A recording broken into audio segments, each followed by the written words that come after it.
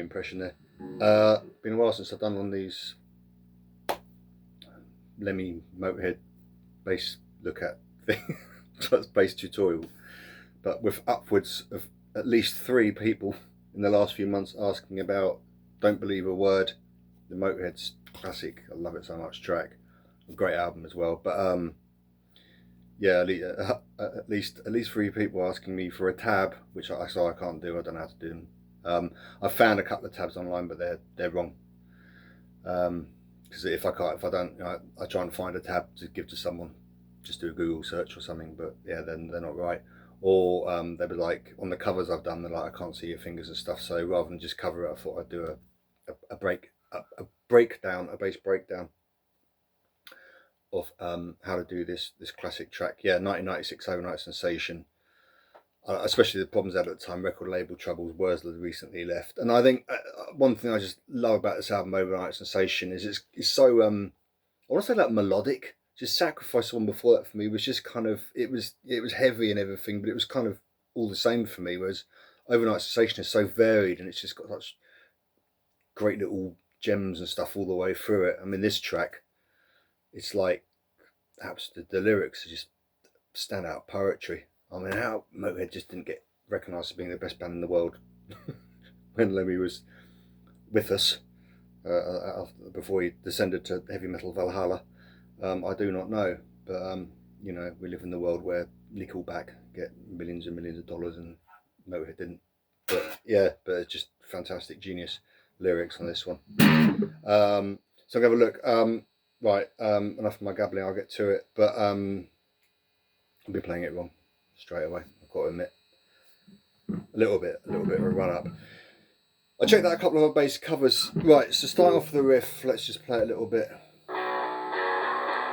Back up a bit. Hope this is picking up.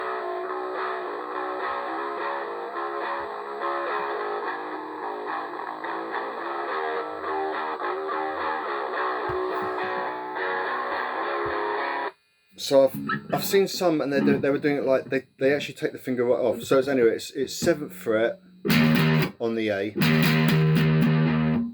I'll just outline the frets first of all.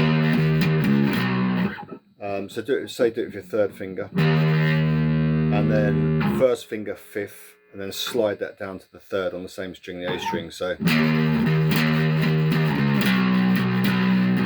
then put your 3rd finger back on the D.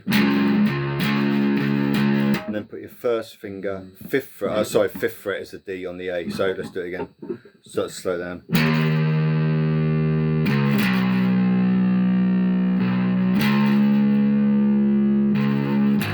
Then go 5th fret on the E string. And then there's a little run up. This is the thing I was doing wrong mainly. Just 2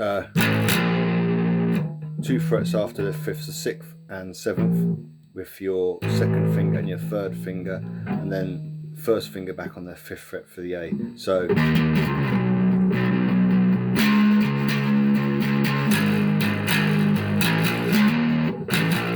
shit, is that one?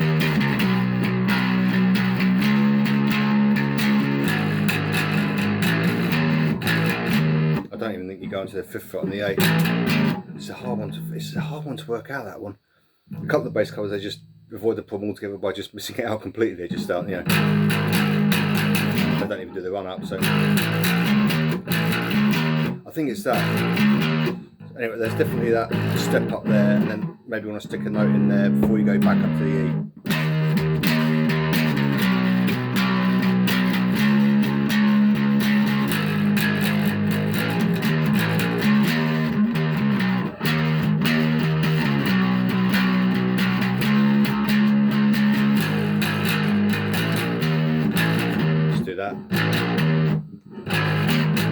I don't know why I'm having trouble with that now. Sorry, it's something I thought I worked out before I actually pressed play on this video, but see, I have to think about these things before I do these videos. So yeah, and the other thing, but the main point here is some of this, they take the finger right off. So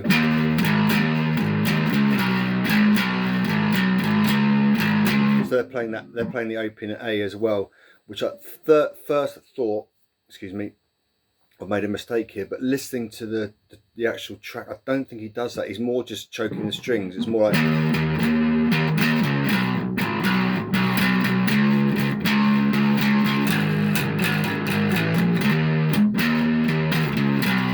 it's more like that. I don't think he takes a finger off. He doesn't do that.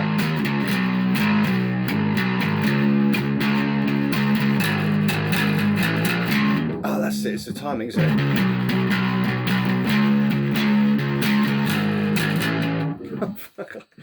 I've got a block on this one, but I just hit it right. It's that.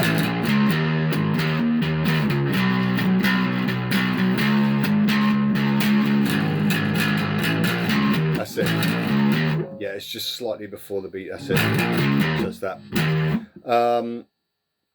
And just before he goes down to the A, and then back to it. And here he does a full-on power chord. As it's down to the bottom, down the start of the neck, you have to, so first finger on the 3rd fret of the A, and with your pinky, fret the top 2 strings on the 5th fret. This could cause some problems, just something you might have to practice. It's on the bass, it's horrible when you're first starting doing it. It hurts and it's not right and stuff, but you'll get there. So that he kind of just plays across.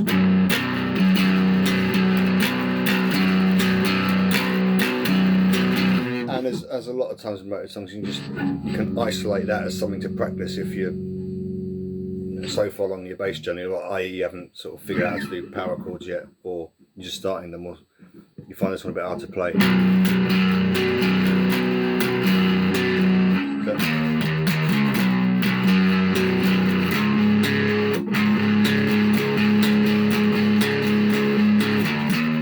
back up to it.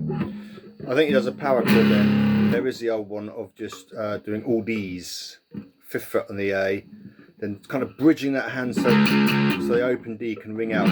You're not choking it. So you can play both strings. And then put the little finger or the pinky on the 7th fret of the G. And you might want that 2nd finger that's redundant, very lightly put it on your bottom E. Just so choke, so you could play like, you know, you play across all the strings. You could also choke it with the tip of your 1st finger, but you have to bend the string a bit. So I don't know how the sound is balanced in this video if I play it back. Let's give it a go. Can't hear anything. That's it, isn't it?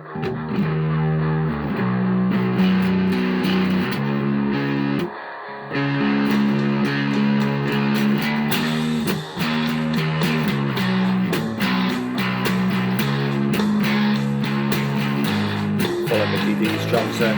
That's the one. Yeah, it's got that deceptively laid back beat, and then it suddenly.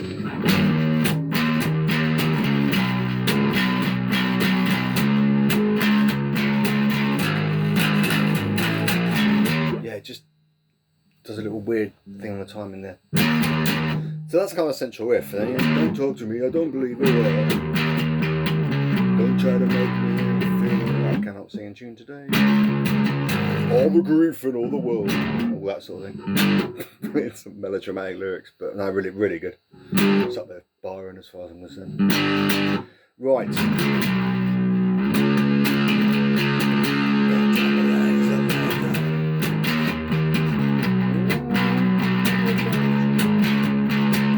When I was singing the blues, sometimes I think now I have seen the devil laugh.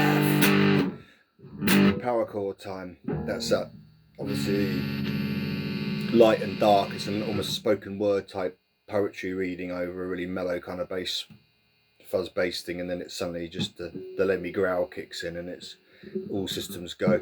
And we're on a flat power chord, so 6th fret on the D with your first finger, and then 3rd finger or little finger pinky fret the 8th fret.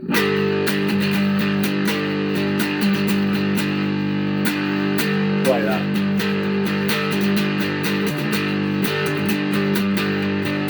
And this one, it's not all like with the best one in the world. A couple of other videos I've seen, it's a kind of a bit sort of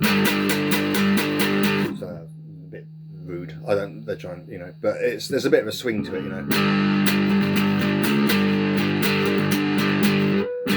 And slide down to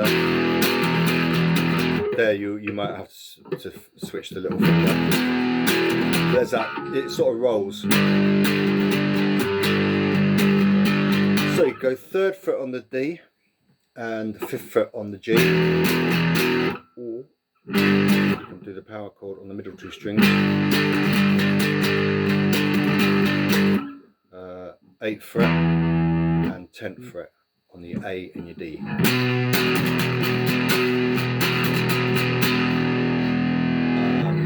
Personally, I prefer to keep on the top 2. It gets phrased because you've got to go down as one more. God, this is where it gets tricky. So there. So, however, here he does a very definite thing. He goes this, play the chord there, 6th, 8th, 8th. Again, this may be a hard chord to get, just to push down those 2. But so he goes, seen angels with flaming swords, I have nothing that is mine. He does that. I call it a rolling chord. I think the proper name, the technical name is a pridgio or something, but John Intos used to do it great. You hear it a lot at Who Live at Leeds. That kind of thing. You know, I saw it as a Motörhead video, but Townsend's doing it all sort of thing, but he does that. And Lemmy did it a lot in this way.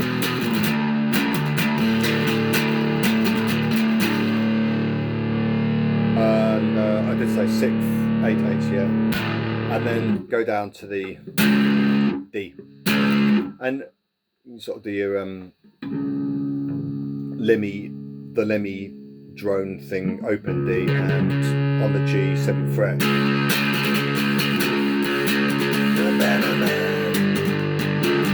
I have seen the shapeless space. I have nothing but the road. I have nothing now to take its place.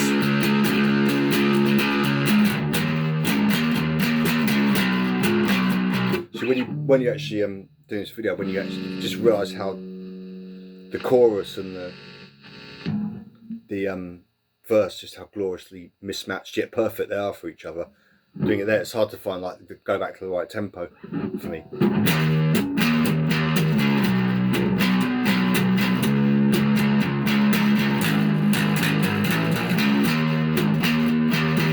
That's kind of the oh god, we're near 15 minutes. That's kind of the song. There's a bit at the end.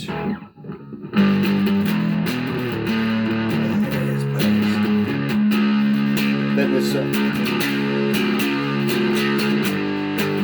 so you got your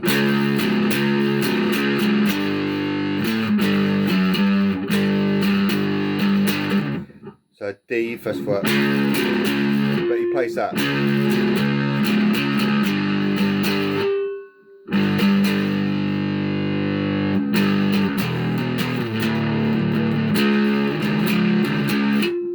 Don't believe a word near the end before he goes into that. I don't believe a word. He does this little sort of like, almost like Peter Hook type thing out of Joy Division, you know. Let's just look at it. Isolate it. Isolate. You take the highway and I.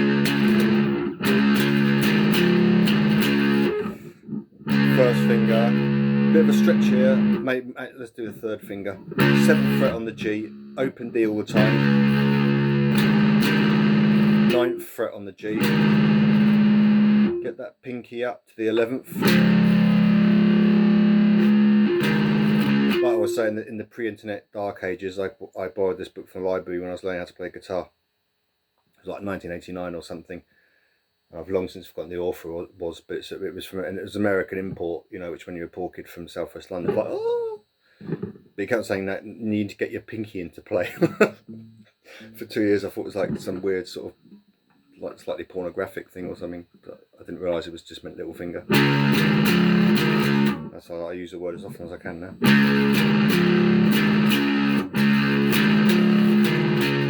Again, a great exercise by itself, just to stretching. Words. That's your kind of timing how to play it, phrasing. You just sort of strum that.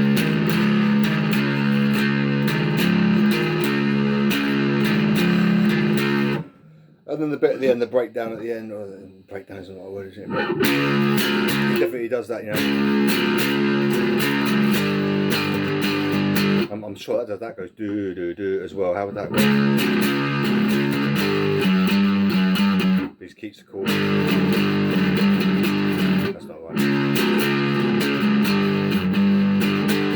So D, E, A flat again.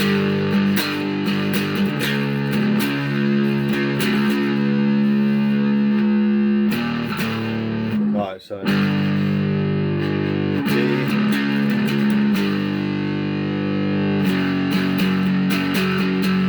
I don't believe a word. I just went off on one there, so that's a bit wrong. Oh yeah.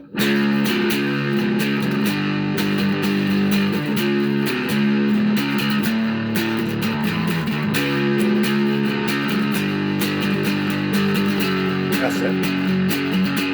I don't believe a word. Got your D flat, which is 6th fret and 8th.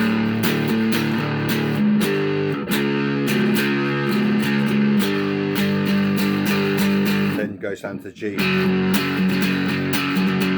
I don't believe. I can't phrase. I can't hit the notes there. I don't believe a word. That was it.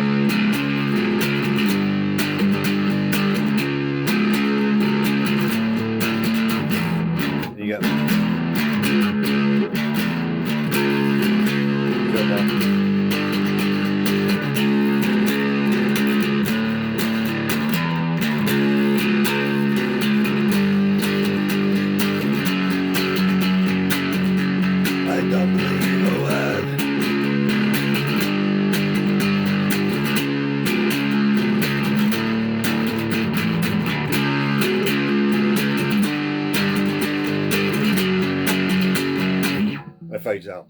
So that's kind of the song. I hope that was useful. So I thought I'd nailed down, so to speak, before I actually started doing this video. Then I had a few problems with that sort of tricky little, which I still have problems. I think I'll be right if Mickey D was playing behind me.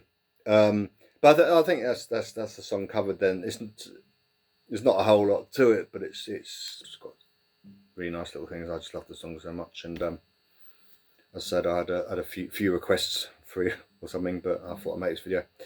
All right, cheers.